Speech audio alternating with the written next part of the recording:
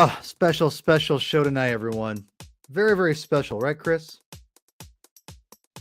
I mean, aren't all of our shows special? Well, that's true. Why But wouldn't this they is be, right? but you're right. I mean, this is particularly special, I think. Very, very, very special because I've got a once in a lifetime guest. I guess you could say that's a once in a time guest when you're married to them, right? Hey, say that? This is territory I have trodden before because Rachel is a co-host on my Star Trek podcast. So I think this is fun. I think you should do this more often. But I agree. I agree. If people are wondering what the hell I'm talking about, well, let me show you all. Hello, welcome to the Comic Binge. I'm your host, Paul Herman. I'm joined by not only my best friend and compadre, Chris Clow, but my lovely, talented, beautiful wife, Morgan Knight Herman. Hello. And her podcast partner, Carrie. And they are on a show called My Dark Hour Podcast, which we'll get to that in a second. So I'm super excited to talk about everything. Before I do that, really quick, please hit the like button, subscribe, all that junk, because for us to grow the channel, we must be have engagement with the channel. So please, I'd really appreciate that. If you could all do that for me, I'd be really, really appreciative. That's how YouTube is. It kind of sucks, but that's just reality. But anyway, if you're new to the Comic Binge and you kind of want to know what's kind of going down with the Hisound, well, all I got to say is go to the playlist section. There's tons of stuff out there for you to check out. All kinds of independent stuff and mainstream stuff, superhero stuff. I got it all. We got it all. Right, Chris? We got it. Most of it. We got a lot of stuff. No, this is crazy. We do. And we also, we're going to have to talk at some point about doing episodes on some of the things we might have gotten for Christmas. I think that might be fun. Well, yeah, that could be next week. We'll figure that out. We haven't talked about next week's episode, but I'm talking like five. But yes, of course. Right. Well, I didn't get many comics this year actually. But anyway, I look, it's the whole thing. I got anyway. See, hold on. Anyways, today we are talking about a very special episode because this is something that my wife and her podcast partner have talked about already on one of their shows, which is something that I kind of wanted to at one point go dive into, which is obviously I've already announced it a bunch, but this is From Hell by Alan Moore and an artist I always forget the name of. But regardless, this is something that I've been wanting to talk about for a long time. And it's just one of those things where we just haven't really talked about, had a chance to really talk about it that much. So, Chris, I'll throw it to my lovely wife and her friend, our good friend Carrie, Morgan. Carrie, tell us about your show and how are you? I just saw you about 5 minutes ago, but whatever. Hey. Hi. So yeah, talk about your show.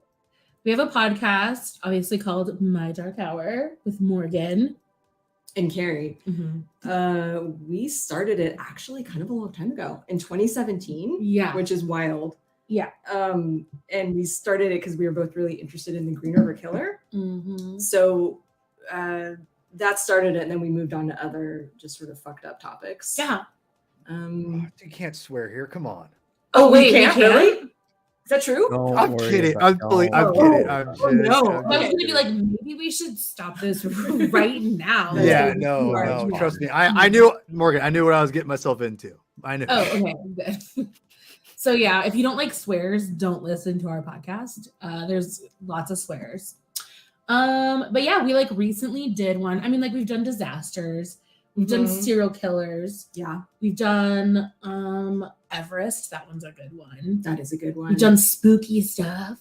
But one of our most recent ones was Jack the Ripper. Although we're not finished with that one yet. No. So we'll tie it in. You're not finished? We didn't finish our series, no. So we've gotten through, I think, 2 of them. No, we've only did one. We only did one episode, which was only the first victim. Mm-hmm. So yeah. There's a lot to say. Yeah. All right. So I have a question. Why aren't you guys more active on social media? Actually, that was our last. That's our last episode. Is called social media, which is the darkest of all topics. The ultimate dark topic. Because social media is Why is social media dark? Oh. Are you kidding me? Like, how is How is social it media not not It's a dark? beacon. It's a beacon of light. What are you talking about? No. Oh my God, it's actually the thing that is like actively destroying the entire world. Yes. Just PS. Yeah. Our democracy But- is but- on the verge of But don't you guys collapse. want to grow as you guys are great obviously you guys are great podcasters. You guys gonna get out there and like work the magic, you know? We just do it for the love, girl. Like, Yeah, we just, it's just fun to do. I don't really care if anybody listens to it. Yeah. I mean, it's fair. cool That's- people do listen to it, but Yeah, like, that's punk as we're not fuck. I gonna- get it. Yeah. All right. You know, all right. I feel compelled to mention that the mystery of Jack the Ripper was actually solved like 50 years ago. Jack the Ripper was actually an interdimensional, non-corporeal alien that has existed for centuries that has possessed different Wow. people that committed murders, as seen in the classic Star Trek episode Wolf in the Fold. Whoa. Chris, wanted I to- think actually like that is a thesis that like goes well with From Hell. Like we can like definitely talk about that later. And shout out to other family members. Morgan are on the show. Uncle Didi has now mentioned a comment. If you see that, so so Derek, we haven't hit the like button. Come on now, let's do this. Oh. Let's get at least 3 likes on this video for God's sakes. Goodness gracious. The last one, we had the writer from Superman show up, and we got like 3 likes. What the hell? I mean, come on. He's It's under really the radar. frustrating. He's just You too, guys he's too Keep cool. it together, not you guys. Like Yeah. the people who are listening to and watching Yeah, come on, it, get dude. it together. Come on. Come on, we got. We got to hit. I'm just gonna be really obnoxious this year. I've made a proclamation, Chris, that this year I'm gonna be God. extra obnoxious. Yeah, extra obnoxious about getting to 1,000 subscribers because I want to monetize, baby. Give me the monetization. I mean, So, just saying, anyway. we're probably gonna bring you those 1,000. I, Just from I this if, alone. if that was the Everything's case, I on would the have brought you on a table. long time ago. Yeah, We're I your would've brought you on a long tickets to time fame. ago. Everything is on the table, I assure you. Okay, all right. So I'm gonna Chris here. Oh God, this is the worst. Like I hate saying. I'll never say Eric? that. No, hey, No, I don't hate my old brother. you did it Anyway. for all of us. It's good. Thank you, Derek. That's Much fair. Okay, all right. So I'm gonna throw this to Chris. Yeah. But before I do that, I'll throw it to you, Chris. So we're gonna talk about From Hell, Alan Moore. Girls, ladies, excuse me. Did you want to Women. add anything? With a Y. Sorry, I'm sorry. Did you want to add anything else for your podcast promotion? Talk about anything else before we move on to the main topic? Oh, I have one thing to promote. We have a website, mydarkhour.net, which Website, but not social media. no, Yeah. I don't want to do social media. We have a Twitter account, but we don't use it really, so it's not that fun. But the website I really love a lot. The website's so good, and it's a .net on Guys, purpose. Guys, It's amazing. 1999 called. They want their website back. Yeah, yeah, exactly. I know Get exactly. with the times. Our- Get with the man. times. Get with the times. We Get have with an the AOL email. Yeah, This is a very nicely designed website. Thank you. Carrie. really like it. Well, Oh, Carrie. yeah. I haven't worked on it in a while, but I really love it. a lot. Chris, go to the Yeah. different topics. You will not believe it. You won't believe it. It's amazing. Oh wow. Derek's got those. He's got YouTube lingo down, man. My older Oh, this brother is has awesome. YouTube. He's lingo. linking I know description. Derek Oh. is killing it. Look at Derek is. but why in can't the- Derek manage me? Derek manage me for God's sakes. Come on. If you guys ever need a guest, amateur enthusiast of weird shit is probably my wife. Oh, She actually got a Oh. t- before we moved back from Chicago. She got one of those Burn Bundy burn shirts that I Mm, guess they wore outside of his execution. that's amazing. Oh, what? So yeah, she was pretty stoked Oh. about This that. is Oh. kind of revealing. This is my I had God. no idea. This is Oh, man. This is interesting. You have no All right, I'm idea. gonna All give right. Rachel her way. Yeah, All sure, right. yeah. So let's move on to our main topic today. Mr. Chris, why don't you talk about a little bit about Of course. Well, so this is going to be a little bit different on my end because I didn't do the reading. So instead, I'm going to serve as a little bit of a moderator. This is a work I've always been really curious about. So that's kind of how I'm going to approach moderating it with you three. Alan Moore he's a creator that I certainly don't diminish his brilliance, but there are some times where I feel like his impulses tend to get away from him. So I'll be interested to see how that coalesces for everybody here. But just some brief information. So From Hell was actually a serialized publication for nearly a decade. It was the late 80s to the late 90s, I think 89 to 98. And then the following year, it was finally published in its like compendium form, which is like a phone book sized tome, which is a big undertaking. But set during the Whitechapel murders of the late Victorian era. And it basically goes into its own speculation about who and what Jack the Ripper really is. And Alan Moore is joined by artist Eddie Campbell, whose work I haven't really absorbed all that much, but I think he's a Scottish artist and he's highly regarded, especially for this. And the artwork itself is beautiful. It's a little understated, but I think it's very appropriate for the style of the story, just based on everything that I know about it, save for having read it. So I guess I'll throw it to Carrie, since you're the least related to everybody on the show. I'll throw it to you first, just in terms of your perceptions of this story before you read it, and then just what are your impressions after reading it? Okay, so true confession time. I saw the movie first. So the movie From Hell. You didn't read the material. I have now. But I'm kidding. But I think the movie came out in 2001, around there, and I saw it in the theater. And I will sort of defend the theater. I did. I did see it in the theater. Defend. I'm gonna defend it. I won't do it now, but I have a defense for the movie. But anyway. Why did I bring that movie poster on the thing on here? Sorry, it's the worst. Is why it has it's problematic. But I knew a little bit about Jack the Ripper, saw the movie, and then figured out, this is based on a graphic novel. I will read the graphic novel, and I can't remember how long afterwards. Maybe 10 years. It took a while to get to reading the graphic novel. So I mean, my perception of it beforehand was, I'm trying to think what I'd heard about it, that it was really dense. I'd heard it was difficult to get through, well-researched, but then based on a theory of Jack the Ripper that was very unlikely to be true. So that's kind of what I had heard before I went into it. Interesting. And now that you've absorbed the actual work itself, you have positive impressions of it? Do you have historical critiques of it? What comes to your mind first when you think about your experience of having read it? Historical critiques. There are some historical critiques, probably.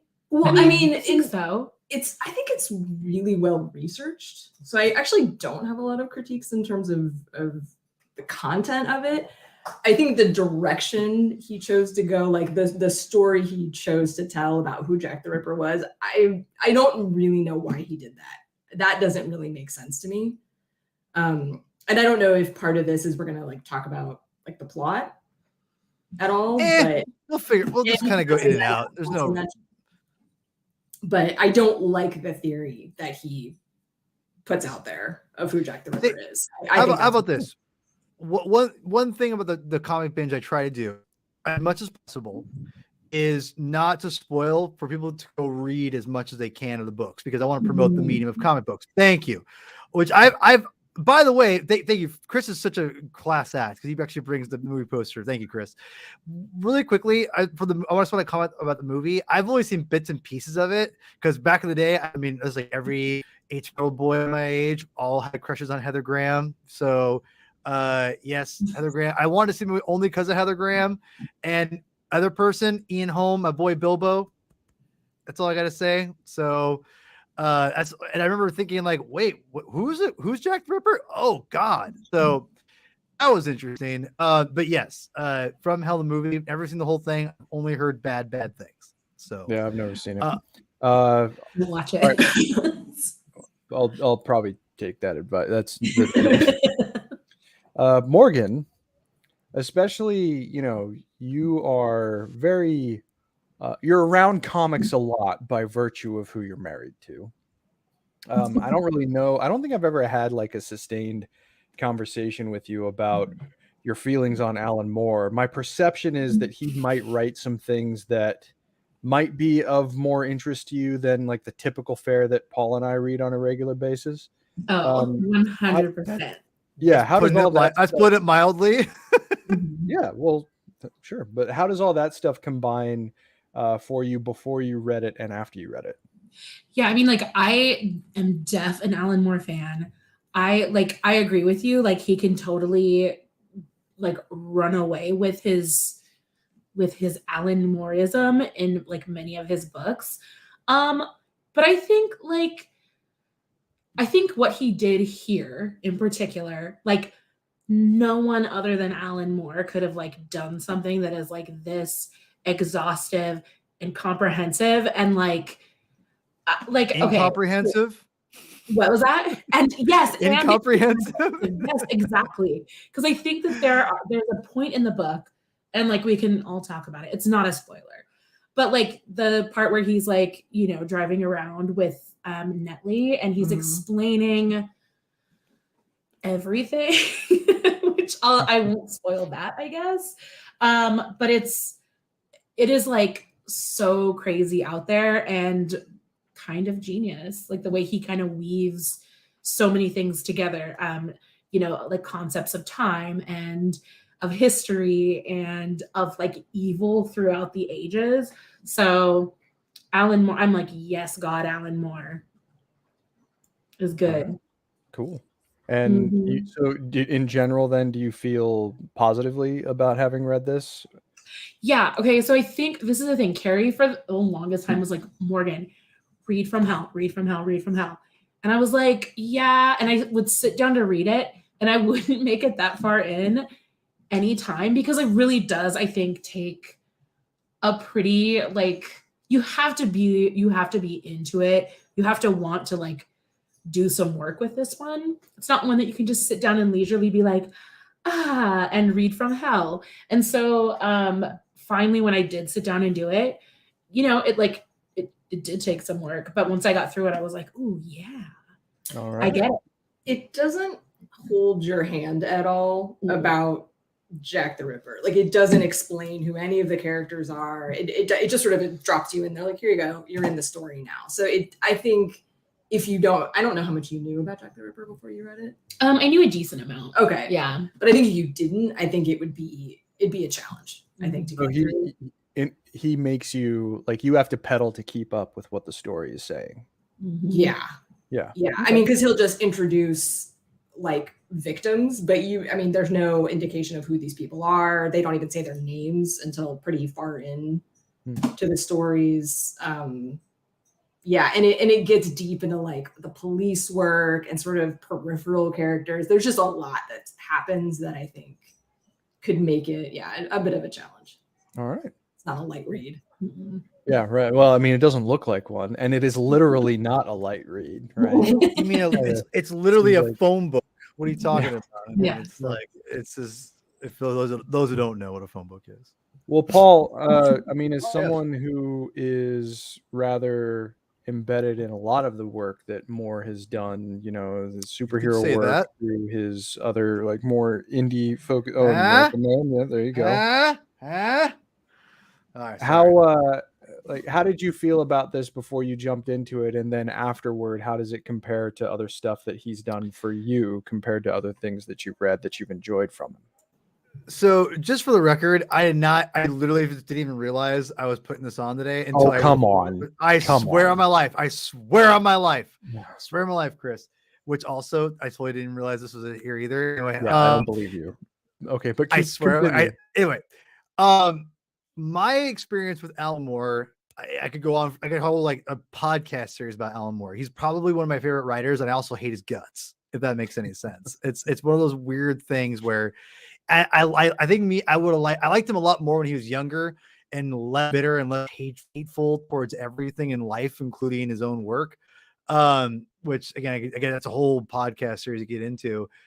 With Alan Moore, it's just one of those things where he is a genius, I think, but then he gets he gets so conceited in himself that it ruins his work. And I feel like as he gets older, he gets more and more like that. And I had no idea that From Hell took 10 years to make. I had no idea it was took a long period of time, because you can kind of see the self-indulgentness of this gets, I think, very apparent, to be honest, towards the end. And it was definitely more interesting to me in the middle, which is probably where he started losing, I think, most people, I think, in a lot of comic book circles. Not a lot, but a number of people. Alan Moore and From Hell is interesting because when I started reading comics and everything, I picked up Wizard magazine. Which, girls, have you, either of you, ladies, have either of you heard of Wizard magazine? Yeah. Yes. Anyone? Yes. You've heard of Wizard magazine? Okay. Yeah. Wizard magazine, if you didn't know what it was, Wizard magazine is was an old publication that was reviewed comic books, and it was like the first like real mainstream comic book magazine for nothing but comic books. And Alan Moore was Neil Gaiman, Alan Moore. Since the moment I picked that up and was reading on a regular basis, that's all that magazine, praised was those two writers. They're the Beatles of basically of comic books. I'll never forget this one interview about Alan Moore. And I wish I could find it. I have a bunch of old Wizard magazines. I looked for it, could not find it. We talked about just a bunch of different things. And I remember, I'll never forget, there's two panels that was my introduction of From Hell. And they talked about it, how it was just this big revered work that he was working on. And it was this, I will never forget the panels. It was these two panels right here. And where'd they go? God darn it. There. This right here. These are the two panels that I saw in Wizard magazine. And it just looked weird to me as a kid, because look at the way that writing is, the lettering is. It's just very odd. And it was it felt weird for me to even read it at the time. And I just knew that Alan Moore was a different cat altogether, right? So all that being said, I love a lot of Alan Moore stuff. And then finally get to From Hell, because my wife and Carrie were reading it. I'm like, well, I got to read this too. I got to get on this because I love Alan Moore and, whatever. And I actually like it way more than I thought I was going to. And like my wife Morgan said, it is weird. There's that one part where it goes on for a long time and you don't really know what's going on. But as I was reading it, I didn't really like it, that part. But then after I was done, I fucking loved it.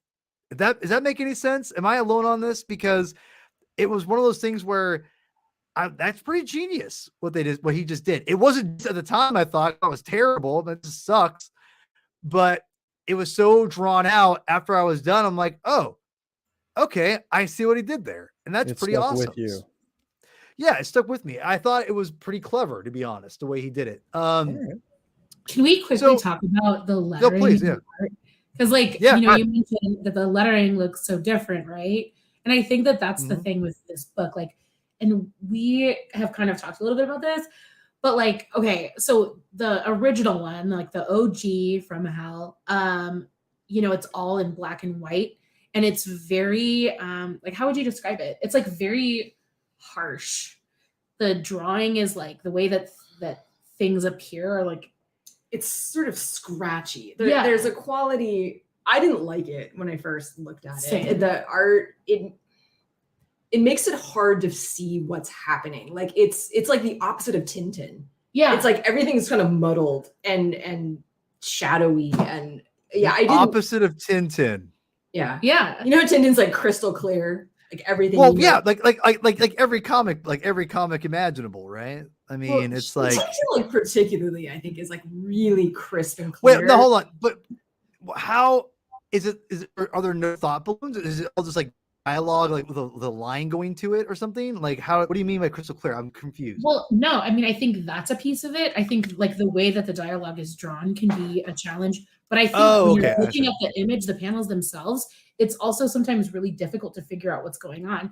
I think this one that's indicative is in the beginning, there's it's dark, there's just black panels, there's burping happening, and then you don't know what's happening, and as suddenly images will appear, And then you're like, oh, so it's a lot of times it's like over time you kind of figure out from the art what's happening. But a lot of times, I mean, you can see how dark everything is. It's really difficult to even just sometimes discern what's happening in the panel. Like you have to do a lot of work. The art is like the story in that way. Like it's not easy. And also the writing. I don't know if there's a particular correct word for that, but the handwriting of the speech, I find that hard to read. Like I would read it and be like, no, I'm reading that wrong. I'm reading that word incorrectly. If I'm not mistaken, I think it was Eddie Campbell himself who did the writing of the lettering himself, right? So there's a lot of I think it both adds to the character of the story, but it also, like I said, it takes away, because here's the problem when you're reading this, right? I mean, I'll just throw it up here again, everyone, that if you, or I'll find a better panel or page that has, like if you look here, or we'll go back, Derek, I promise, I'll make the ladies address your question here. But if you look at the panels here, the problem is you have six panels, a panel grid, right? And you're expecting the audience to read this, and it's very hard, like to read 6 panel pages. I'm trying to find it. This is a bad example, but when you have so much dialogue on one panel or one page, it's just hard, and this is, again, these are good examples. These are moderate examples of what they do for 6 panel grids. It's crazy, like what they'll do with that. And there's a lot of dialogue and a lot of these things going on. And it's hard to keep up and keep track of what's going on, because it feels like more is just trying to fill the gaps as much as possible, just to show that everyone has what's not meaning, but they have a reason to be there. You know what I mean? Like, because he is trying to be historically accurate, he has to give everyone a voice and agency almost, when I don't really care. And you could have easily not had them say anything, but that's just my perception of it. But it feels like he's kind of filling in lots of stuff just for the sake of doing it. Not everything, but a lot of times. I'm not sure if any of you had that same feeling. No, I disagree completely. I think that everything was incredibly deliberate. And so this kind of goes to the question about the comic medium. Well, look at this. Storytelling. Okay, that's a perfect example of the dialogue. Yeah, right. Yeah, dialogue. Yeah. Sorry, Mark. And this is during the chapter, like the notoriously difficult chapter, where everything, like the whole kind of crux of the book, it's like the climax of the book. But going back to what Derek, your brother-in-law, was asking. So I think actually that like one of the greatest things about comics is that you can use extra panels, you can use the format to build tension or build mood, and I think that all of that stuff is incredibly it's on purpose. I don't know, what do you think?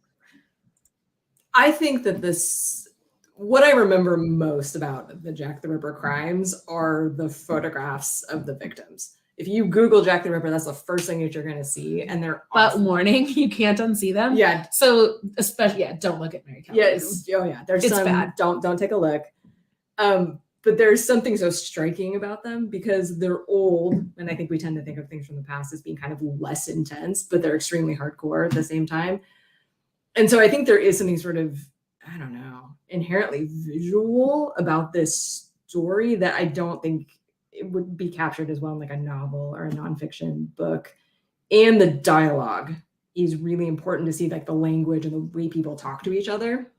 So, and to add, a lot of the dialogue is actually straight from the inquests that happened in the time. And so actually, like, that I think that really speaks to the amount of historical research that Alan Moore did in this.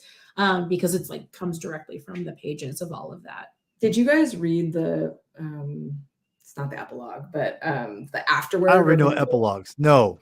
Appendix? Oh, then honestly, it's the best part. I swear to God. No. Carrie, Oh. I'm not reading I read a comic to read a comic book. Don't use this to rag I don't want to against read. prose. Don't do No, that. it's illustrated if that helps. Oh, well, But there it you go. goes into like it'll take apart a scene and he'll show you like all the research that he used to give like to you like where the dialogue came from. Oh, so like all of the victims before they died, they have the dialogue actually seems a little stilted in some of the places, and that's because it's what was reported that people saw or people heard. So it's like annotated. Yeah. Cool. It's super interesting. Super interesting. The concept of feel, if I can bring an unsophisticated eye to this for just a moment.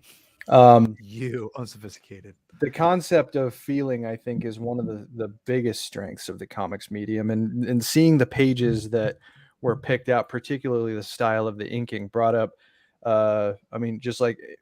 You bring up anything, I'm probably going to tie it back to Batman in some way. But there was a story that came out in 2003 called Hush that was drawn by a very well-known artist named Jim Lee. Most of the pages looked like this.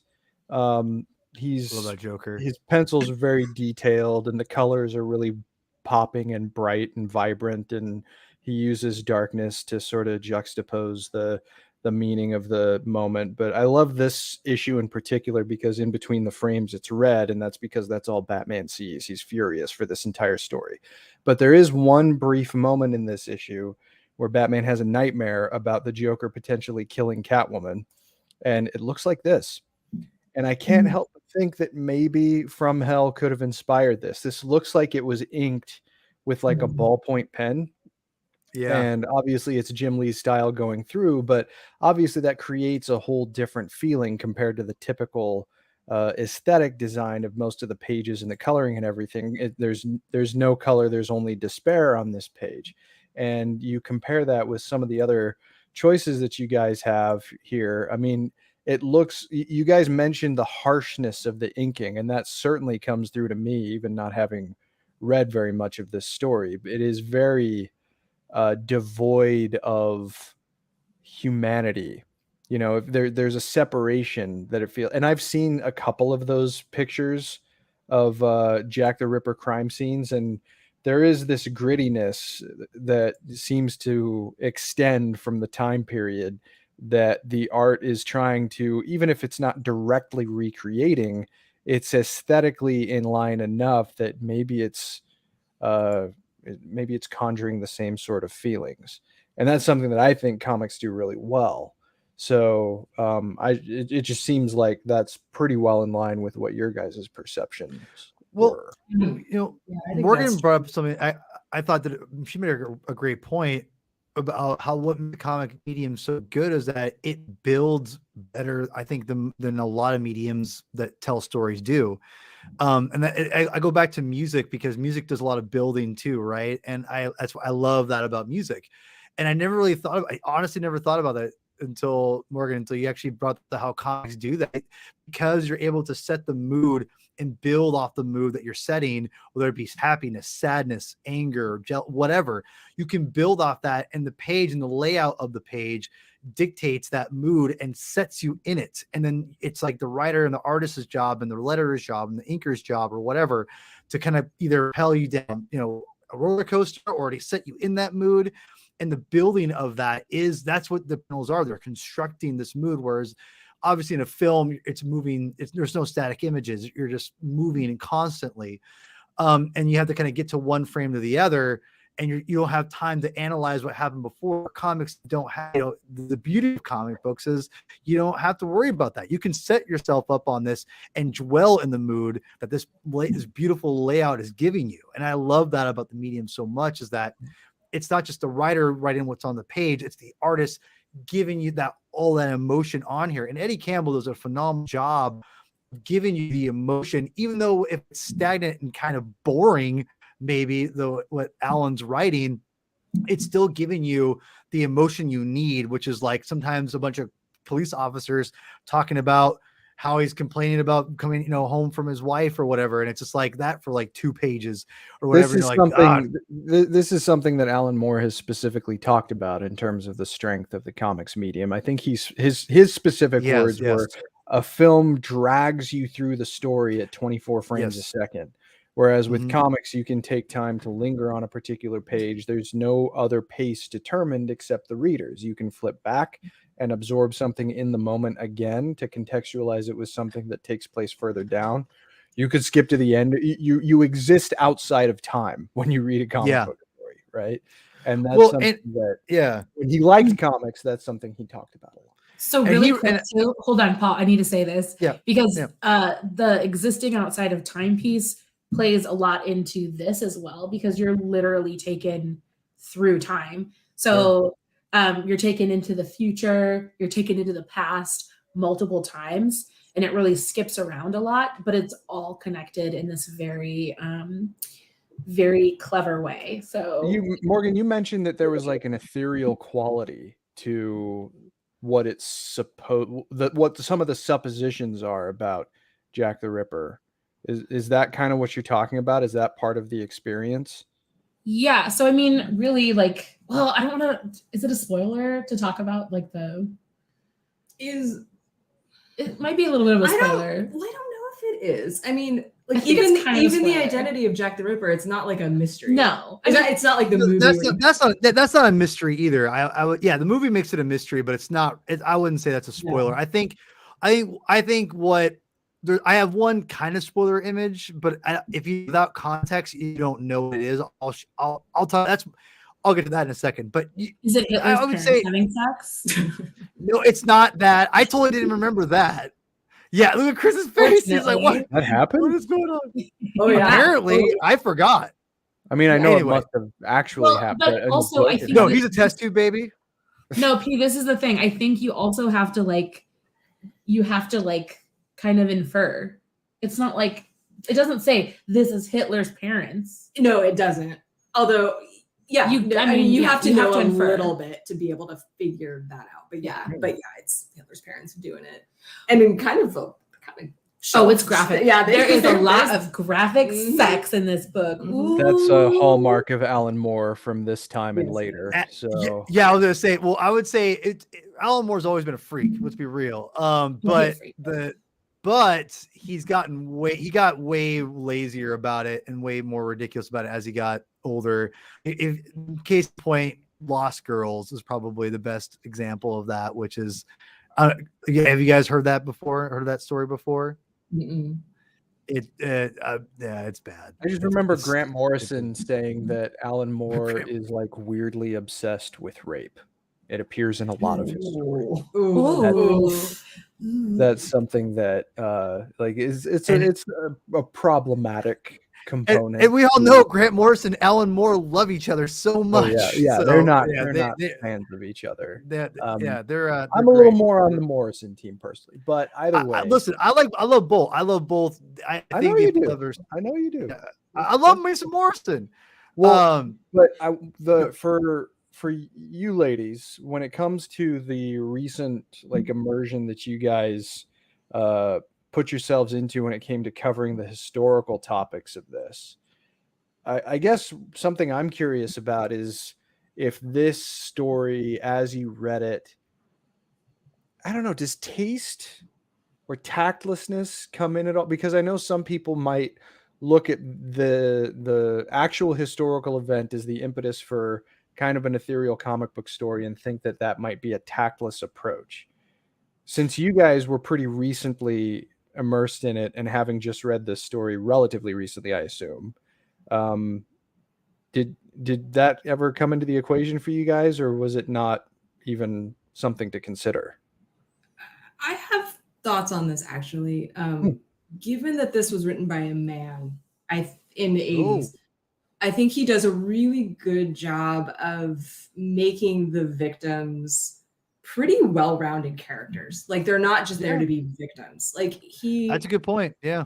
They are, I mean, Jack the Ripper is really the main character, unlike the movie. But the victims get a lot of time and you get to kind of see what's happening in their lives, what's driving them, how crushing the poverty is, how horrible their conditions are, in a really sympathetic way. Like he never dismisses them as like, oh, they're prostitutes, kind of whatever. I mean, I think I felt very, I think he just did a good job with that. I think ahead of his time. I think other things that I'd read about this, it was a lot more salacious. It was sort of like, ooh, dead prostitutes. It had that quality.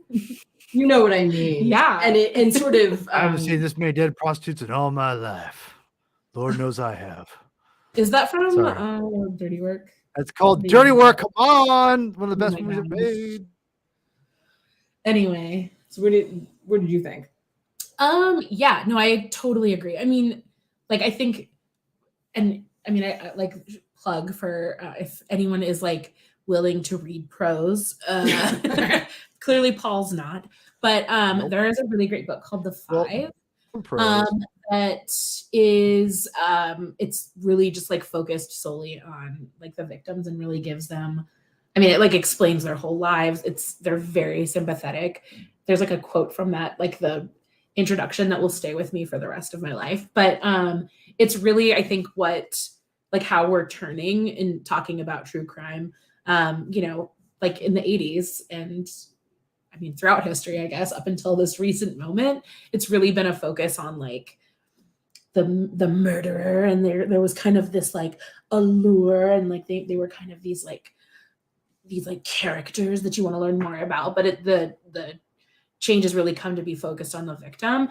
But I do really agree that this was ahead of its time because it isn't dismissive of them. It doesn't act like they were just you know, like they were asking for it kind of thing. But I think, I don't know, and I think that this is like because Chris, you asked specifically about whether this is like kind of a tactless subject to use to get like a different point across. But like, I don't know any way else that it could have been done so elegantly. I don't either. I mean, I think the point of this book was sort of looking at the misogyny and the wealth disparity in Victorian England. And I think using these crimes is a great way to do that. Because I do think this is a good use of the comic medium, but showing what these women's lives were like and how impoverished people were. I think that's kind of been forgotten, or maybe people don't know about it, but it was unbelievable. I mean, unbelievable. We read for the one podcast we did about Jack the Ripper, we read Jack London. So Jack London went to the East End of London, I think in 1900, because he was a journalist at the time. And what he describes is unbelievable. Oh my God, like so unbelievable. Horrifying. And I mean, even this book, I don't think really captures how bad it was. So I think that, and then, I mean, Jack the Ripper, I mean, represents misogyny, and that he thinks that the world has been better since we moved away from women running things. Yeah, and I mean, it's. I think there's also like this class critique in there too, because, and this is not a spoiler, but really, it like on the most surface level, the motivation for Jack the Ripper in this book is it's pretty much like commissioned by the royal family to hide an illegitimate child by like a prince. And so it's interesting, like there's this like female figurehead, but then Dr. William Gull, who's like the royal doctor, who's Jack the Ripper in this book, he's the one that's out there. Like he doesn't just kill this one woman, he like kind of just goes to town. And London becomes sort of like a sacrificial altar.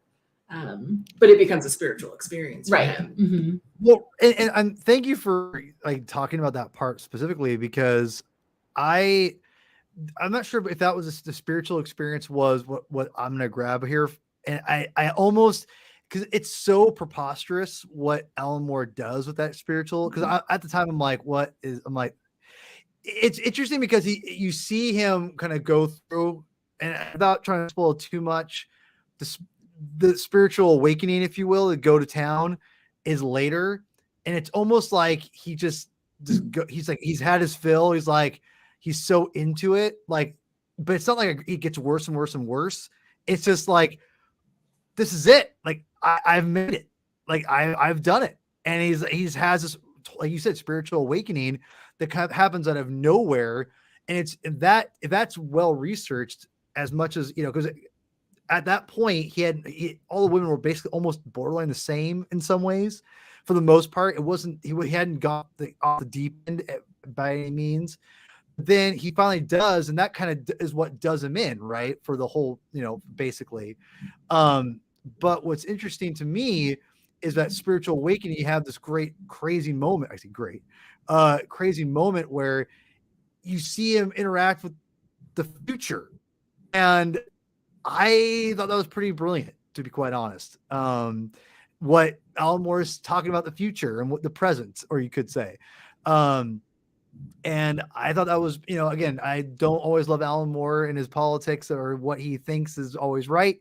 But I did think that was a great commentary of what is going on at that time and today, with that whole spiritual awakening of this evil person seeing the future from like his perspective, which is our reality.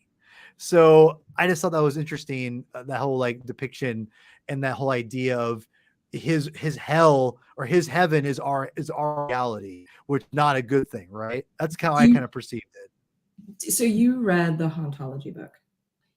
Yeah, like a lot of it. Okay, yes. So do you remember they talk about what is the fourth dimension? Yes, that's what I was gonna say. We need to bring that up. Mike, where have you been, homie? Where you been? Come on. Sorry. So at the beginning-ish of the book, Jack the Ripper brings up what is the fourth dimension, or his buddy has written it, or there's some connection, or his buddy's son has written it, and they kind of don't go into really what that is. But and I haven't read it, so I don't. It's a pamphlet. It's not like a book. I tried to find it. Did you try to find it? Yeah, I couldn't find it. Well, it's a real thing, right? And I think it really was written by his friend's son. I think that is all accurate, but it's sort of the idea that like all time is existing simultaneously, but we can only access like our perception of the present. And so he is sort of getting access to all of these times on top of each other. So like when it shows the future, I believe that's the murder of Catherine Eddowes. That is the building that is there now. So that is accurate. So then Mitre Square, like that's what's there. And also the same thing happens when during the murder of Mary Jane Kelly, he ends up in the present or at least when that book was written, what was there then. Yeah. So he even researched that. So kind of all of the times were collapsing on top of each other. Moore has a documented obsession with time as the fourth dimension. I mean, I think it's most visible in Watchmen. I mean, Dr. Manhattan as a character in that story, like, he experiences all of time all at once. And Moore seems really, really intrigued by the dramatic and narrative potential of someone who has the ability to sort of step outside and experience time the way that you and I would flip through the pages of a comic book. I'm not sure if that's necessarily tied to his beliefs about the medium itself, but it certainly does seem like, especially considering when this story started, in comparison to when Watchmen finished, that stuff seemed to still be pretty in his head based on what you guys are saying. Yeah. It's like a huge theme through this whole book. And the end of the book, when he's dying, is he goes back in time and forwards in time. So he's going both directions and visiting like evil people, not always, but some evil people throughout time. Yeah.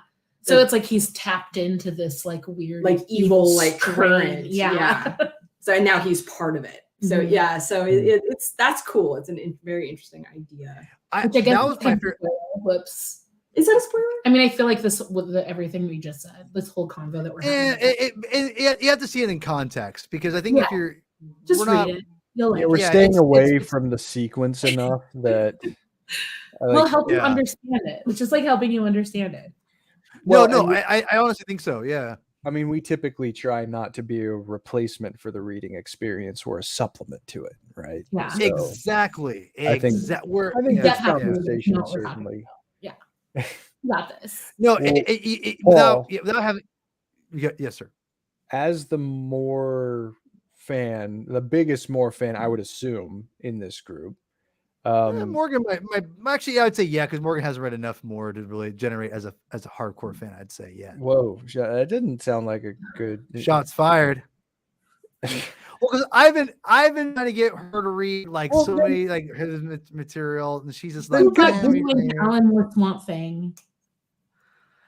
I got you, Alan Moore. I had it before you did. I just got all 3 absolute editions of that. I'm looking forward. It's so good. But so this can be a question to both of the Hermans then, because in comparison to a lot of the work that you guys have absorbed and what you like the most about the stories that Alan Moore has written, how does From Hell compare to other works by Alan Moore? Morgan, is this like upper tier more for you? Is this mid? Like, where does this land?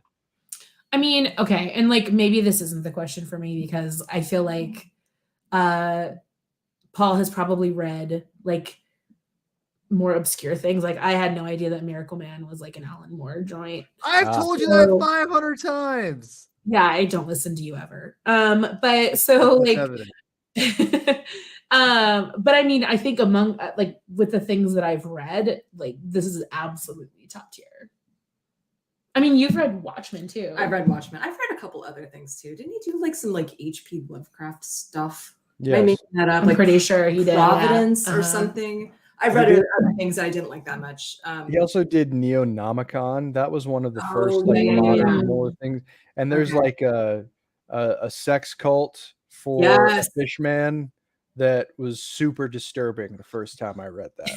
I do remember that. Yeah. And my 6-year-old found that on the shelf and he was like, oh no. Yeah, I don't think I know. Never too young for sex. Never too young for sex cults.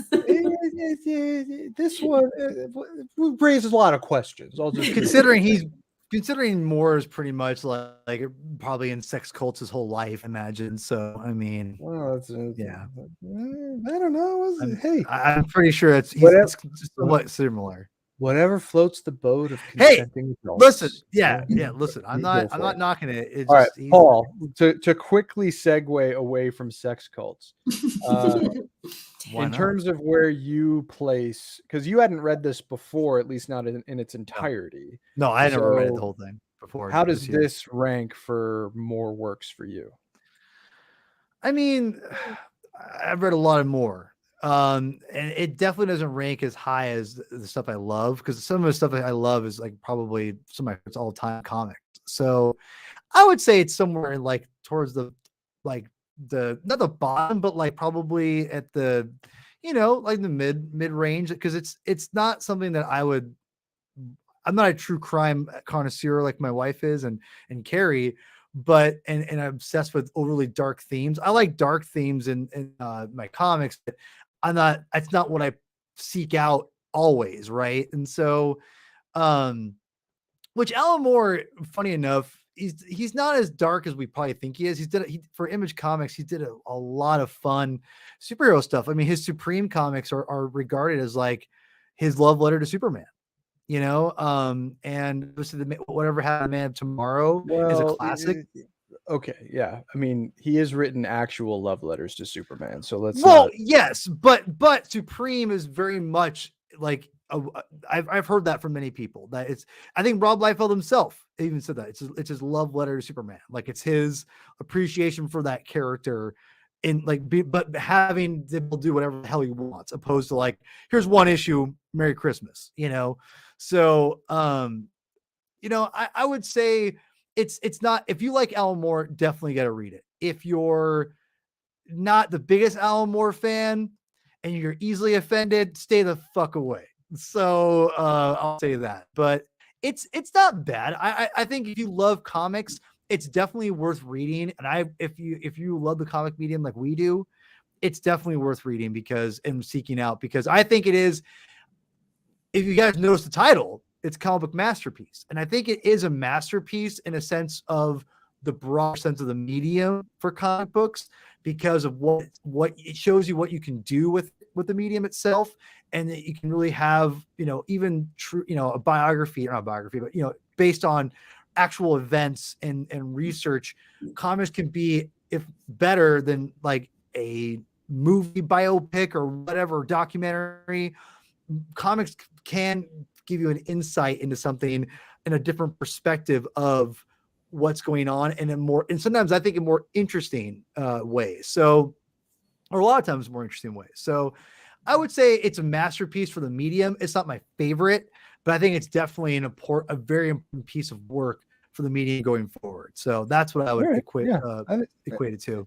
And I think that's fair. You know, it's not, from what I'm hearing, it's not whatever happened to the Man of Tomorrow, nor is it For the Man Who Has Everything, or The Jungle Line, which is in the Swamp Thing collections and absolutely should be read alongside any Swamp Thing issue. And it's one of my, I don't think Alan Moore has the capacity to write Superman anymore because a part of him died inside. Oh, so he's dead. He's dead. That man is dead. You have to hope for tomorrow in order to read Superman. I just gotta say this really quick. I think V for Vendetta is one of the most overrated comics of all time.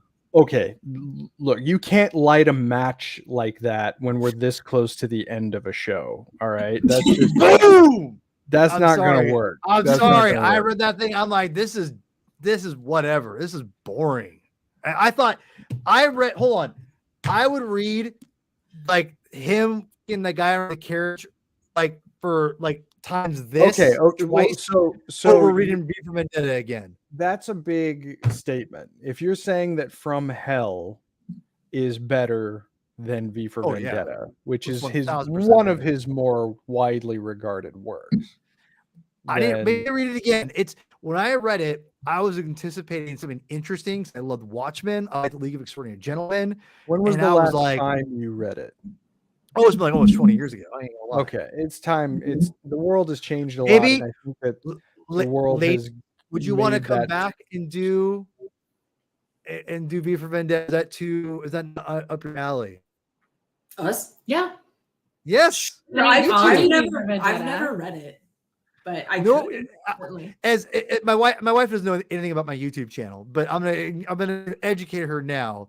And Chris will just laugh and roll his eyes when I say this, but I love sub-series, and I can already see Alan Moore sub-series, the Alan Moore Chronicles, where I have you guys on and we'll just go through all of his comic book stuff and we'll review it together. And that means even the superhero stuff, I know you guys would be like, this isn't Fantagraphics.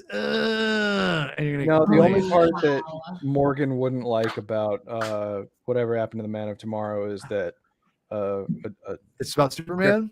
Crypto doesn't make it to the end of the story, unfortunately.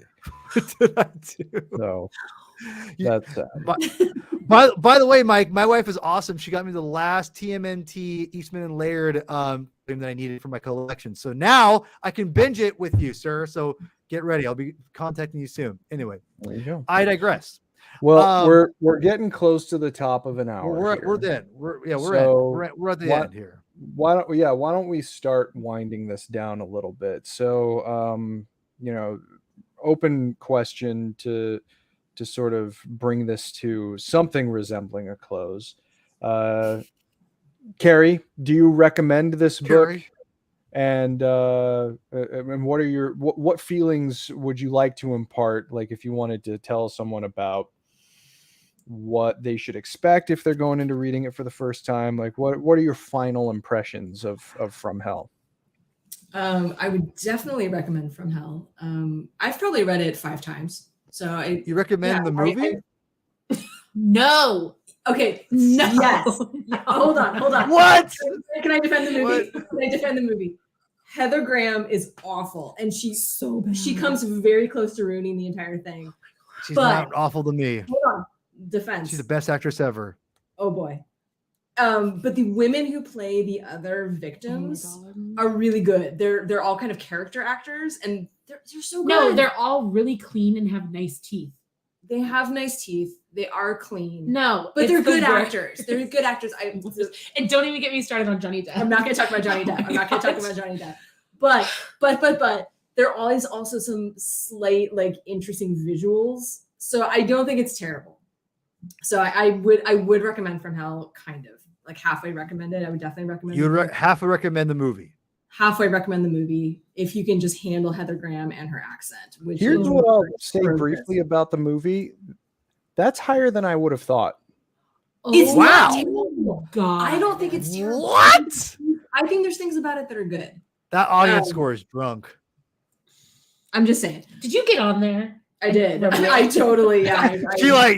She botted that thing. She's like, get that audience score up. Before we go on, I gotta make sure the score is high. And the book, I mean, the book is grim. The book is depressing. The book is a bummer, I think, but not in a bad way. I think if you're into that, I'm into that. I think it's Jack the Ripper. I mean, I think it has the correct tone given the crimes. So, yeah. Excellent. All right. Same question for Morgan. Okay. Yes, totally. 100%. You should do like some preliminary research on I agree. Jack the Ripper first. You should also probably do like some preliminary, just a little tiny bit of research into like the royal family at that time. Might be a little bit helpful. Well, and research into like who the actual potential suspects are. So you're not thinking that like this is actually Jack the Ripper.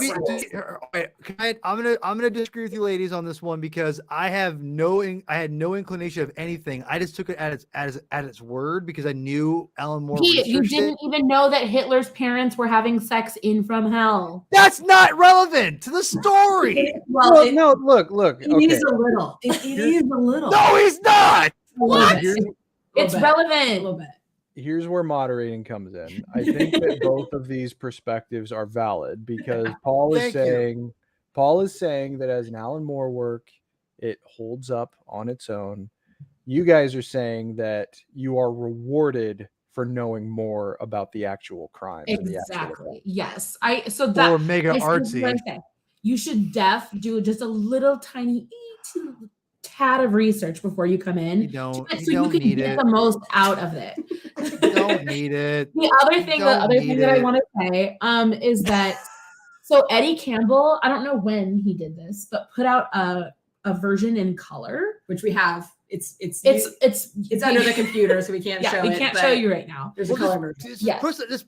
Grab a page and post it up to the thing. Camera. Right now, really? Right now? Okay. We have to remove the whole like computer. Hold on. Oh my god. Wait, no, just take the comic and go. Okay. I know the comic was under the computer. I gotta find one. What do you guys do? Wait.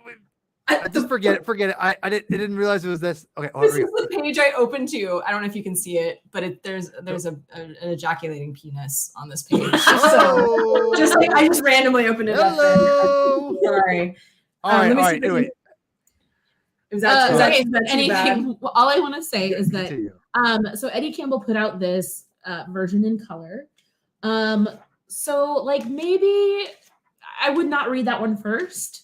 You can tell what's happening much more easily. Like it's like, oh, I can see actually what's going on. But it ruins it. You lose a detail, in my opinion. It's not that you lose the detail, you lose the tone. Yes, you do. If you color this is so much detail in this. If you color this, you ruin the entire feeling of this page, in my opinion. I will say the color is muted. It's not like it's like full color. So it's not as I just want to say really quickly. I did not discover the beauty of black and white comics until the last couple of years, and I got to tell you, as someone who I thought I never could read black and white comics before, I have discovered the art and beauty of black and white and the detail that you have in black and white. And just a little bit we've looked at it, Morgan, when you head over here, I'm like, I don't like this. And I just think the black and white, there's so much great detail in this. You color this page, it looks like it doesn't look as dynamic. Period. Okay, I'm not disagreeing with you. What I'm saying is it's easier to discern what is happening in the panel. But that's why I'm saying you should read the black and white version first, and then like read the colored one as a fun experiment because it doesn't have the same effect. But Eddie Campbell, why does it? He chose to do this, so there's a reason he chose. Because of this, which is not. I'm not hating. That's typical. Is that cool? That's bad. Oh yeah. Okay. So that's what it looks like. So it's not super colorful, but but like it's just not necessary, in my opinion. It's just not like again, like listen, it's like when a director's cut of like a modern day director's cut, and they're like, oh hey, let's put out 5 minutes of extra stuff where it means absolutely dick to the movie. It's like that to me, you know. It's like it's fine, but it just doesn't add anything really to me. So you're dropping another bomb that like I think actually would take a lot of time to work out, and I'm not sure that we're prepared to do that. Because I'm going to disagree with you there too. So just heads up. Well, I'll have you on again, my wife. You're required to join me again and argue and tell me I'm wrong at some point. So, Chris, but anyway, before I chime in, why don't you guys promote your podcast, please? How should we do this? How would we promote it? So I'll help you. Well, look at there you go. I will say, if you're interested in the Green River Killer, we have like 7 episodes about it that are good. I really will recommend the Green River Killer ones because we've done a lot of research, read all the books, have things to say. Yeah, one of our reviews on Apple Podcasts says they actually read. They read books. They read books. There's no true crime podcast. They don't do any reading anymore. Like, yeah, I'm gonna talk trash. Yeah, because they all laugh. They all laugh. They go, we also laugh. Joke. We laugh a lot, but we do research. So I am proud of our research. But yeah, I mean, it's dark topics and with a sort of light tone. Yeah, in a respectful light tone. Yeah, hopefully. All right. We worry about that sometimes. Yeah, we don't want to be tacky. So, but yeah, you can find us on Apple Podcasts and at My Dark Hour, My Dark HR podcast on Twitter. Right, on Twitter. But like, we don't go on Twitter, so yeah. You guys need to promote your stuff, man. Get it out there. Let's. We gotta record more episodes, I think, before I would feel comfortable promoting stuff. But well, you're promoting it now. I'm helping you. Thank you. Yay. You're welcome. Gotta support my wife. Gotta support my wife. Anyway, so all right. Well, you guys, in honor of Jack the Ripper, we're drinking absinthe. We've been drinking absinthe this week. Wow. God. Yeah. Oh. Yeah. You're out of control. Girls, you're out of control. Ladies, excuse me, ladies. This was fun. But by the way, this is Rob. He's an amazing artist. He's on Making Star Wars live streams. I love Rob. We're gonna have Rob on soon. Rob, hi Rob. Nice for you to drop by. Hello, sir. He's gonna be eventually coming on. We'll talk about some comic stuff. You gotta pick something out though. Come on, Rob. What do you want to talk about? Tell me. Anyway. Hi. This was fun. We'll have to find a way to get you guys back, whether it's talking more Alan Moore stuff that is outside of any one of our comfort zones, or if there's anything else that strikes you guys, please feel free to get in touch and we'll make it happen. Vendetta. We've already established that. Right. Hey, anytime you guys want to talk about dark shit, like we're your girls, women. We're your women. Ladies. We're ladies. Oh my God. You guys want to do a crossover and come on My Dark Hour? No. No, whatever. I don't want to talk about that. Paul, you can't come on this. I'll bring Rachel. Yeah, bring Rachel. Yeah, bring Rachel. That'd be cute. Oh, I love that. That's great. I love that. Well, we'll be from the maybe actually we do Miracle Man, Chris. Morgan will actually read it if we make her come on the show. Look, I don't want to force anybody to do anything they don't want to do. Listen, no, God damn it, I'm making her read Miracle Man. God damn it, like it's gonna happen. Like I made her give me a shirt for Christmas. God damn it, she's gonna read it. How's your batting average making her do anything? Just out of curiosity. That's fair. That's very fair. Anyway, well, BP, thank you for coming on the show. I appreciate it. One little quick programming note for those that jumped into our Infinite Crisis binge. We do have another part that's spinning out of that, going over 52. We're going to be doing that pretty soon with a team of our friends. It's a DC universe without the big 3 heroes. What is that going to look like? It gets crazy. So please come along for the ride on that. Other than that, you know where to find My Dark Hour. Please do give them some support and follow us on Twitter at Binge Comic. You can find Paul on Twitter at Herman22, aka P Thug, and you can find me, even though I'm not really on there much anymore, at Chris Clow, all one word. It's you got to take it in doses, I think. Well, that's and what I've found. And next year is going to be a big year for us because I'm going to try to get us to 1,000 subscribers. I'm going to try to get us, push things. I'm going to try to release more comics independently. So that's the goal this year, is to really go full tilt and get the comic binge going to the next level, which maybe it's just 0.5 level, but still, I'll take 0.5. Next month to be fun because we're going to talk about our favorite comic book Spider-Man Into the Spider-Verse alternate dimension characters. I'm very excited about. And 52 will probably, I'm not sure it's going to happen next month, but it definitely will happen February at least. And then we'll also, I think, Chris, I'm not sure if you're on, but we're going to continue the Warworld saga for Superman in next month as well. So yes, thank you for everyone who's joined us. Please hit like, subscribe, all that jazz. Really appreciate all the support. And Chris, why don't you take us out, my friend? Read more comics.